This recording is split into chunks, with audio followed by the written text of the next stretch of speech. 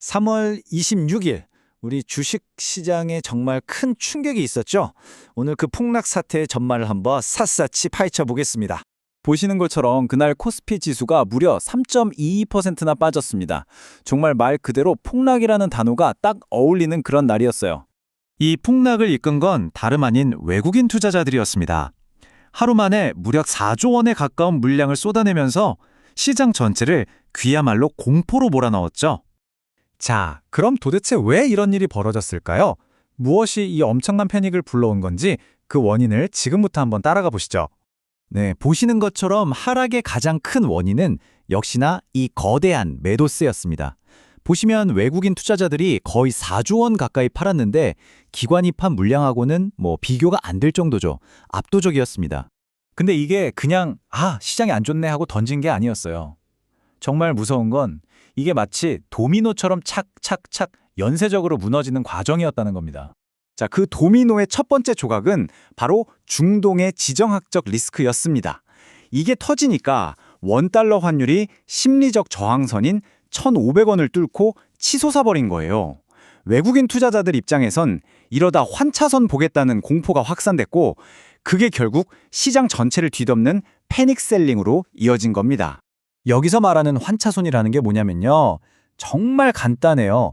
외국인들은 달러로 투자를 하잖아요. 근데 원화 가치가 뚝 떨어지면 나중에 주식을 팔아서 다시 달러로 바꿀 때 손해를 보게 되는 거죠. 주가가 그대로여도 환율 때문에 내 돈이 녹아내리는 상황. 이걸 제일 무서워하는 겁니다. 그런데 정말 재밌는 건 말이죠. 이 시퍼런 하락장 속에서도 모두가 다 쓰러진 건 아니었다는 점입니다. 오히려 이 흐름을 거스르면서 굳건히 버텨낸 그런 종목들도 있었어요. 네, 삼성전자, SK하이닉스 같은 우리 대표 기술주들은 정말 힘든 하루를 보냈죠. 그런데 반대로 금융지주사들, 또 정부의 K-밸류업 프로그램 수혜주로 꼽히던 종목들은 굉장히 선방했습니다. 역대급 실적에 정책 기대감까지 더해지니까 이 하락장에서도 든든한 버팀목이 되어준 거죠. 그리고 정말 의외의 주인공도 등장했습니다. 중동 리스크 때문에 이러다 플라스틱 원료 공급에 문제 생기는 거 아니야? 하는 불안감이 커졌거든요. 그랬더니 반대로 플라스틱을 대체하는 소위 탈플라스틱 테마주들이 그날 폭등을 한 겁니다. 참 시장은 알다가도 모르겠죠.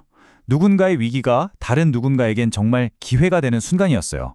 자, 그럼 이 복잡한 상황 속에서 우리는 뭘 봐야 할까요? 이 모든 게 그냥 하루짜리 소동, 그러니까 소음일까요? 아니면 더 큰 흐름, 추세의 시작을 알리는 신호일까요? 전문가들의 분석은 이렇습니다. 하루의 등락, 이 패닉 자체는 단기적인 소음일 수 있다는 거죠. 하지만 더 중요한 건 바로 추세인데 바로 환율이 1,500원을 넘었다는 사실 그 자체입니다. 이건 우리 경제에 보내는 아주 심각한 경고 신호로 봐야 한다는 목소리가 높습니다. 그렇다면 우리 같은 투자자들은 이런 날 도대체 어떻게 해야 할까요? 어떤 점을 기억해야 할까요? 전문가들은 이럴 때일수록 기회가 숨어 있다고 말합니다. 시장 전체가 공포에 빠질 때 좋은 자산을 싸게 담을 수 있는 기회가 될 수 있다는 거죠. 하지만 여기서 중요한 건 절대로 섣불리 뛰어들면 안 된다는 겁니다. 원칙을 지키면서 분할 매수로 신중하게 접근하는 지혜가 필요한 시점이라고 다들 입을 모으고 있습니다. 그래서 결국 우리는 이 질문 앞에 서게 됩니다. 3월 26일의 이 엄청난 충격. 이게 과연 단 하루의 해프닝으로 끝날 단기적인 패닉이었을까요? 아니면 앞으로 닥쳐올 더 큰 변화의 시작을 알리는 일종의 전조 증상이었을까요? 이 질문에 대한 답은 앞으로의 시장이 보여주겠죠.